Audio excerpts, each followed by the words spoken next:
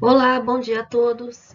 Eu sou a professora Aline. Estamos aqui para mais uma aula sobre estruturas de repetição da disciplina de técnicas de programação e algoritmos. Na aula de hoje, nós iremos falar da estrutura de repetição para, ou conhecido laço chamado for. Como funciona esta estrutura? Como que eu consigo implementar? Então, a nossa agenda será o funcionamento da estrutura, alguns exemplos de código e alguns exercícios sobre a estrutura for para que vocês possam praticar. Vamos lá.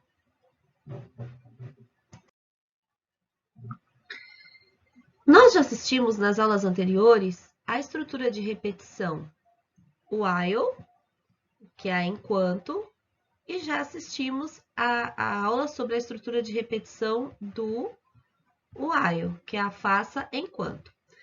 A estrutura de repetição for, que é a terceira e mais usada delas, é uma estrutura de repetição que também tem os três passos básicos que existem na while e na do while, que são a inicialização do contador, quando você define o valor inicial do seu contador, se i vai começar valendo 0, ou se i vai começar valendo 1, ou se i vai começar valendo n, né? Qual será o valor inicial do i? O teste lógico, que é aquela condição de parada, enquanto o i for menor ou igual a 10, você executa. Enquanto o i for menor do que n, seja qual for a condição que você implementar. E o incremento do contador, que é aquele momento em que você diz que o i recebe mais 1 ou que o i recebe menos 1. Todos esses três passos também existem na nossa estrutura for. A diferença é que esses três passos, né, importantes na hora da construção de um laço, eles serão feitos no mesmo passo. A inicialização, o teste e o incremento vão ocorrer no mesmo passo, em um único passo, fazendo com que a gente tenha menos riscos de esquecer de alguns desses passos que podem interferir no funcionamento do seu laço. Vamos conhecer melhor como fazer isso. Vejamos como implementar este laço para utilizando o exemplo da tabuada. Como dito, neste tipo de laço, no mesmo passo eu farei a inicialização do contador, o teste lógico e o incremento. Então, neste programa, pede-se para construir e apresentar a tabuada de um número informado pelo usuário. Então, aqui eu vou fazer um desenho da tela do computador para a gente tentar simular a apresentação desse algoritmo. Então, no primeiro passo, o usuário deverá informar o número n. Então, vamos supor que o usuário informou que o n vale 5. No passo 2, que é o passo do para, observem que eu tenho três etapas. Para i igual a 1, ou seja, eu estou fazendo a inicialização do contador, que só será executada na primeira vez que eu entrar no laço. Até 10, que é o meu teste lógico, ou seja, eu estou dizendo que o i vai ser válido enquanto ele for menor ou igual a 10.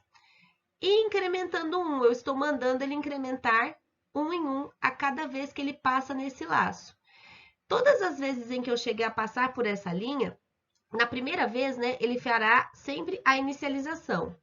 Na segunda vez que ele voltar nessa linha, ele vai voltar primeiro no incremento e depois ele vai testar. Então, a ordem é, primeiro ele testa, inicializa. Depois, no segundo passo, quando ele voltar aqui, ele vai incrementar e depois ele vai testar. Tudo no mesmo passo. Então, vamos aqui, olha, o meu i começou valendo 1. Então, nesse momento, o meu i vale 1.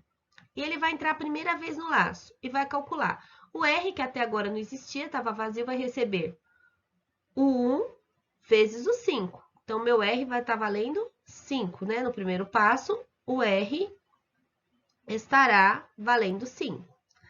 Ele calculou e vai apresentar o resultado. Então, ele vai mostrar o i na tela, que o i vale 1, vai mostrar a letra X, vai mostrar o número N, vai mostrar o sinal de igual e o resultado dessa conta que foi 5.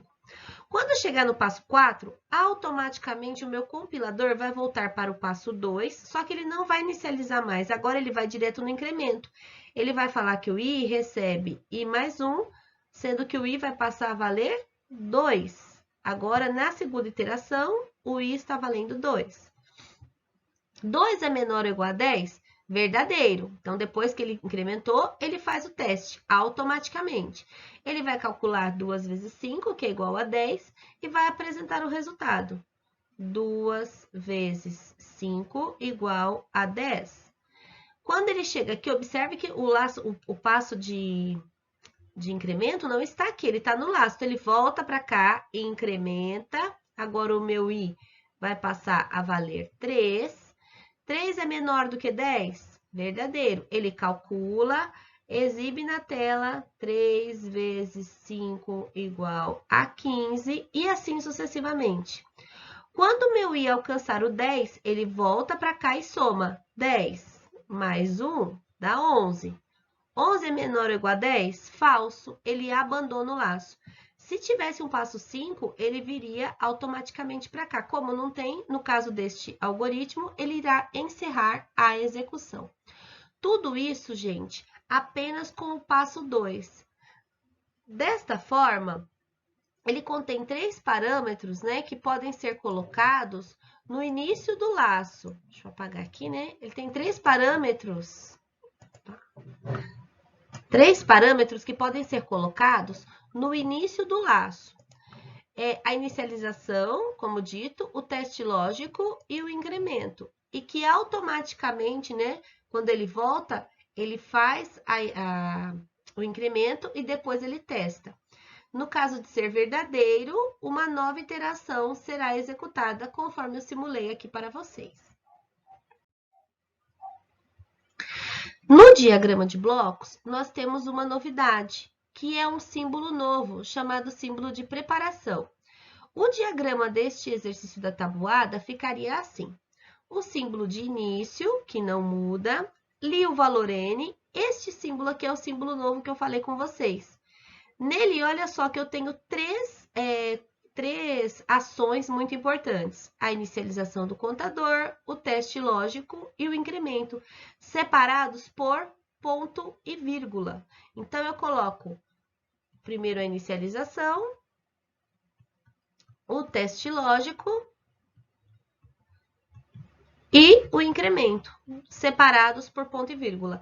O laço for, sozinho, já sabe como se virar com esses 3 parâmetros que a gente colocou aqui nesse símbolo de preparação. Observem também que ele não tem sim ou não. Se esse teste lógico for verdadeiro, todas as vezes em que for verdadeiro, ele vai calcular o R, conforme este passo aqui, né? Depois ele vai apresentar a tabuada na tela e ele vai voltar sozinho. Quando esta condição que está aqui, i menor ou igual a 10, for falsa, ele automaticamente sai e vai direto para o fim do diagrama. Esse novo símbolo é chamado de preparação, que é esse símbolo aqui que está representado, né, nesta imagem, e ele só é utilizado, ele é exclusivo para o laço for. E lembre-se sempre que ele não tem sim ou não, ele tem sempre um fluxo que desce, um fluxo que retorna e um que sai, da mesma forma dos outros símbolos que nós já aprendemos, mas ele é um símbolo exclusivo, ele indica que ali eu tenho uma interação do tipo for. Vejamos aqui como ficaria a solução desse problema da tabuada utilizando o Portugal e o Java. Nesta linha eu dou um nome ao meu programa, declarei as variáveis i, n e r como sendo inteiros. Aqui neste passo eu estou fazendo a inicialização do i, a minha condição de parada e o meu incremento. Nesta linha eu fiz o cálculo da primeira linha da tabuada, escrevi a primeira linha na tela. Ao chegar aqui no fim para, como já explicado, automaticamente ele vai voltar para essa linha, incrementar, então meu i vai passar a valer 2, fazer o novo teste, 2 é menor ou igual a 10? Verdadeiro. Então, ele entra novamente no laço, executa, volta para cá, o i passa então a valer 3, 3 é menor do que 10? Verdadeiro. E ele vai executando. Quando o i valer 10, ele vai escrever lá o último valor na tela, que é o n vezes o 10. Chegou aqui, o i passa a valer 11, 11 é menor do que 10? Falso. Aí ele abandona. Se tivesse algum comando aqui, ele executaria o comando que está aqui após o fim para. Como não existe nenhum comando, ele vai para o fim e encerra o programa. Já no Java, aqui eu estou fazendo a importação da minha classe Scanner, para que eu possa utilizar o que tem dentro dela. Dei um nome para o meu programa de tabuada. Aqui eu fiz a assinatura do método main, que é aquela linha que não vai mudar, vai ser sempre assim. Aqui eu criei o meu scanner chamado ler. Declarei as minhas variáveis N, I e R como sendo do tipo inteiro. Pedi para o usuário digitar um número na tela. Fiz a leitura desse número e guardei na variável N. E aí eu faço o meu laço for i igual a 1, ou seja, a inicialização, i menor ou igual a 10, o teste, e mais, que é o meu incremento. Então, olha só, fiz o cálculo da primeira linha, mostrei a primeira linha na tela. Após mostrar a primeira linha, quando chega nesse fecha-chaves, automaticamente ele vai vir para a linha do for, vai incrementar o i, testar e executar novamente.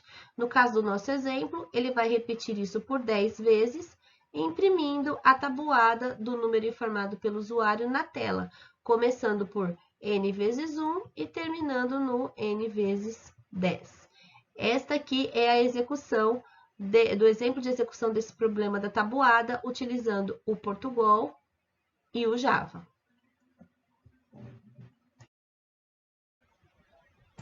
Bom, vamos fazer então o exemplo de um programa que exiba todos os números pares de 0 a 100. Então, aqui, primeira coisa que eu preciso fazer, somente para relembrar, é abrir o meu Java Project, que é a pastinha onde ficarão os arquivos do meu projeto. Eu vou chamar de laço para identificar que eu estou fazendo exercícios referentes ao laço de repetição para. Depois que ele criou a pasta, eu venho aqui no SRC, botão direito, New, Class. E aí, eu vou colocar o nome do meu programa, que eu vou chamar de números pares. Sempre com a primeira letra em maiúscula, pois todo programa em Java é uma classe, e toda classe tem a primeira letra maiúscula. Marcando essa opção, ele já vai fazer a assinatura do método main para mim. Então, o primeiro passo, eu não vou ter leitura, nesse programa, então eu não preciso nem usar o meu scanner. Então, o primeiro passo agora é declarar as minhas variáveis. Eu vou mostrar para vocês que, inclusive, a declaração da variável i pode ser feita diretamente no laço. Isso é uma particularidade da linguagem Java. Por exemplo, em linguagem C, eu não consigo fazer a declaração dentro do laço, certo? Então, eu já vou aqui começar direto com o meu laço. For, a inicialização, i igual a 0, a minha condição de parada, i menor que 101, ou i menor ou igual a 100. E como eu quero os números pares apenas, e eu sei que o primeiro é 0, depois o próximo é 2, ao invés de eu colocar i++, que eu sei que equivale a i recebe i mais 1, eu vou colocar i é igual a i mais 2. Então, observem que aqui, inclusive, eu posso mudar o meu incremento. E aqui, olha, por que ele está dando um errinho? Porque eu não declarei o i. Lembra que eu falei para vocês que a gente pode declarar dentro do próprio laço? Então, aqui eu estou declarando uma variável i que está começando, que é do tipo inteiro, está começando valendo 0, a condição de parada e o incremento. E aí, o abre chaves para abrir a minha estrutura for. Olha só que coisa fácil. No mesmo passo, eu já fiz a declaração e inicialização da variável, a minha condição de parada e o meu incremento. Agora é só mostrar esse número na tela para o usuário. Como eu quero mostrar um do lado do outro, ao invés de usar o System Out Print LN, eu vou usar só o print, que aí eu vou mandar mostrar o i, e do lado do i, eu vou mostrar um espacinho em branco para um número não ficar colado no outro, certo? Quando eu uso o ln, ele vai dar um enter. Quando eu uso o System Out Print, ele vai mostrar um do lado do outro. Então, aqui eu só quero um espacinho em branco ao lado do número. Fechei o for, fechei o meu método main, fechei o meu programa. Vamos executar para ver se isso aqui dá certo? Ele tem que mostrar todos os números pares de 0 a 100. Vamos ver se vai dar certo.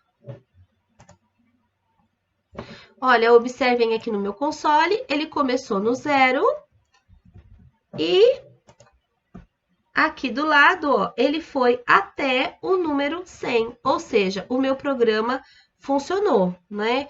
Ele mostrou primeiro o número 0 e o último número, ele mostrou o 100. Então, deu certinho.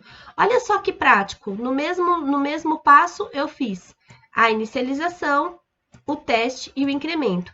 Se eu não quisesse, por exemplo, colocar essa inicialização aqui dentro do laço, eu poderia colocá-la aqui fora, não tem problema nenhum. Eu poderia fazer a minha inicialização fora, só que aí dentro do laço for, eu tenho que colocar, deixar aqui em branco, que eu não vou fazer a inicialização aqui, um ponto e vírgula e o teste. Então, você pode tirar uma das 3 opções do laço for, olha que ele vai funcionar da mesma forma, deu certo. Mas é claro que é muito mais prático que eu faça isso, né, dentro do meu laço.